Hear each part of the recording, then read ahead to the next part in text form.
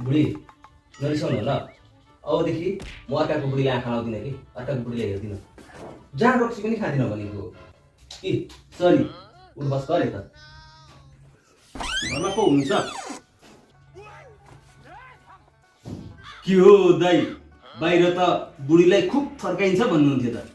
अहिले त बुढीको अगाडि मुसा भइरहनु भएको छ त तपाईँको जहाँ रक्सी खाँदिनँ भनेर भनेको होइन म अर्काको बुढीलाई पनि हेर्दिनँ भनेको होइन कति रिसाएको के भन्छ अर्काको बुढीलाई आँखा लाउँदिन रे जतिखेर पनि अर्काको बुढीलाई आँखा लाए रक्सी खाएर आए कति राटे अबदेखि लाउँदिनँ अबदेखि जा रक्सी खान्न खाने खाँदिनँ अर्काको बुढीलाई आँखा लाउन नलाउ तपाईँ पनि गइहाल्नु भाइ अर्काको बुढालाई बिगार्न आएको घर आयो बोलायो लग्यो ल जान्छु घर झगडामा बस्नु हुँदैन